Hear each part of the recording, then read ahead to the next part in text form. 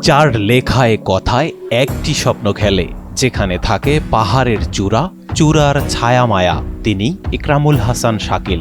কক্সবাজার থেকে প্রায় ১৫০০ কিলোমিটার পথ হেঁটে পৃথিবীর সর্বোচ্চ পর্বতশৃঙ্গ এভারেস্টে ১৯ মে সোমবার উড়িয়েছেন বাংলাদেশের লাল সবুজ পতাকা।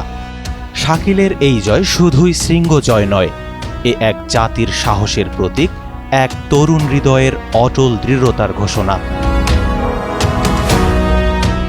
২০২৩ সালে আলোচনায় আসেন শাকিল। গ্রেট হিমালয় ট্রেল নামে পরিচিত হিমালয় পর্বতমালার মধ্য দিয়ে সেবার তিনি হেঁটেছিলেন ১৭০০ কিলোমিটার দৈর্ঘ্যের দুর্গম পথ, যে পথ নেপালের পূর্ব থেকে পশ্চিমে চলে গেছে। গেল ২৫ ফেব্রুয়ারি C2 সামিট নামে অভিযানে নামেন শাকিল। কক্সবাজারের ইনানি সমুদ্র সৈকত থেকে এভারেস্ট চূড়ার উদ্দেশ্যে হাঁটা শুরু করেন।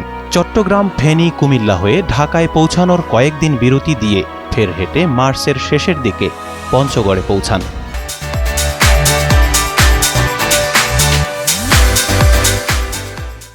২৯ মার্চ প্রবেশ করেন ভারতে, একদিন পর নেপালে পৌঁছান। গেল ২৯ এপ্রিল এভাবে ১৪০০ কিলোমিটারের বেশি পথ হেঁটে এভারেস্ট বেস ক্যাম্পে পৌঁছান ইকরামুল হাসান। সব মিলিয়ে ৮৩ দিনের মাথায় ১৯ মে শাকিলের ফেসবুক পেজে বেলা ২টার পর এক স্ট্যাটাসে জানানো হয় শাকিল সামিট করেছে এবং সুস্থ আছে ও ক্যাম্প ৪-এ নেমে এসেছে। নেটওয়ার্ক না থাকায় বিস্তারিত তথ্য এখন দেওয়া সম্ভব হচ্ছে না।